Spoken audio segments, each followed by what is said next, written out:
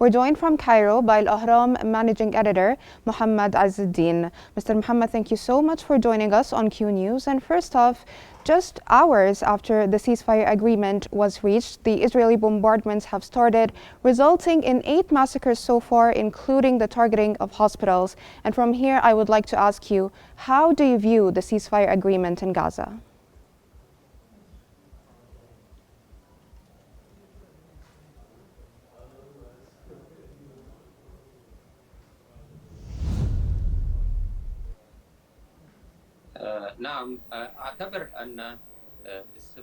I think that the continuation of the aggressions and bombardment in Gaza areas is the last breath of the far extremist wing before reaching taking the executing or enforcing the agreement in the 19th of January. And I think it's a desperate attempt to impose a new reality or a bid to fail the agreement sponsored by Egypt, Qatar, and the United States of America. Therefore, such attempts, firstly, express the internal reality in Israel and the desire of Benjamin Netanyahu and the far right wing in assaulting the Palestinians.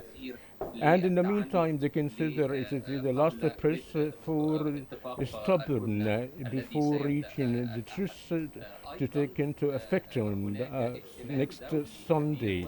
Also, there is a great international concern, and the EU monitoring delegations have already arrived in Cairo to control the Palestinian side of Rafah crossing. That Egypt already provided 75% of the humanitarian aid in the Gaza Strip and exerted and through the past 15 months, enduring efforts by starting, in fact, on humanitarian caravan to be delivered in Gaza upon the executing the first phase of the ceasefire agreement. And I consider the ceasefire agreement is a great diplomatic triumph from Egypt and Qatar, and expresses the U.S. desire to get rid of the headache of Gaza,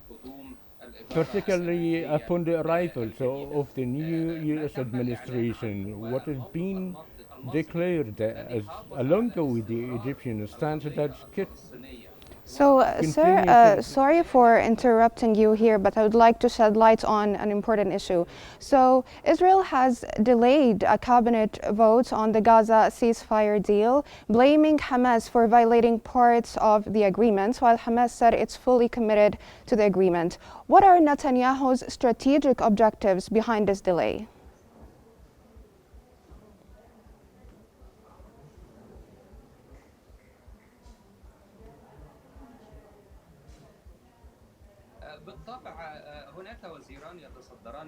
Two ministers are in the hidden the matter, and it's a tip through launching lies.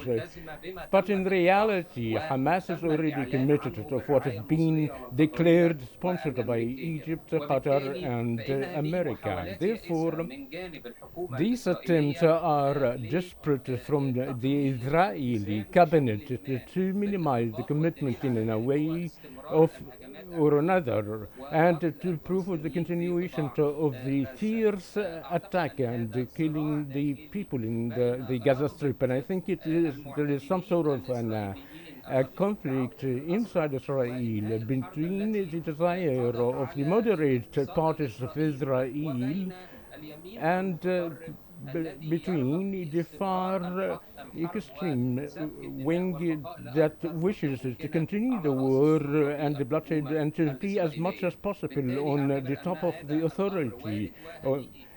This matter is indicate from the Israeli side is just a desperate attempt to fail the beginning of enforcing the abiding agreement sponsored by Egypt, Qatar, and USA. So, sir, speaking of the far-right government and its impact on the ceasefire agreement, how do you see the divisions within the Israeli government regarding the ceasefire?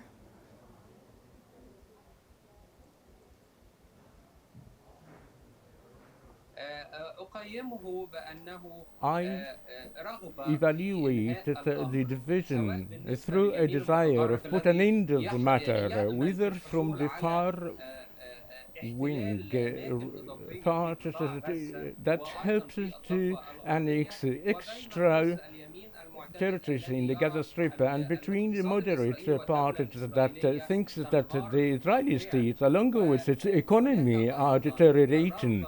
Also, there is a desire from the families of the detainees in the Gaza Strip that they are organizing demonstrations on a weekly basis before the extreme administration that wish to continue the wars and more annexation of the Palestinian territories. It is an old habit within the Israeli cabinet successively that on top of which the most extremist one, the last one, even the division that took place in the Israeli cabinet, So, the they wish Israeli also to.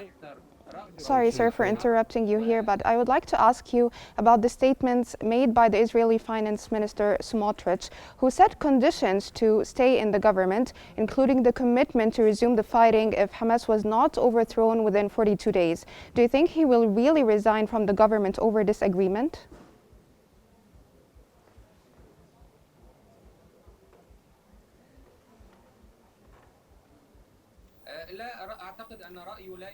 I don't think that his opinion has no effect, and they will provide his resignation to within the upcoming 48 hours, along with the enforcing of the agreement. Netanyahu will keep him to use his services in extremist ideas. But this phase of the phase of a ceasefire and to start the first phase, this division is expected between the whether from the far wing right and the supporting the Israeli cabinet.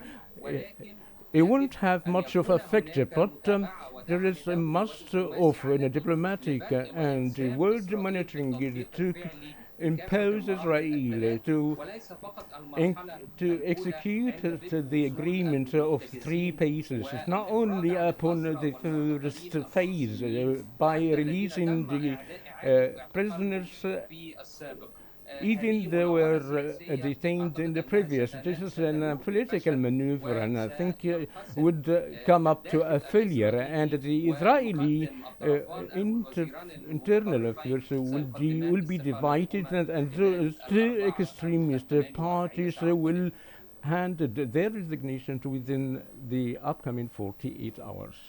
Lastly, sir, do you think there will come a day where Israel will honor the ceasefire agreement without any violations?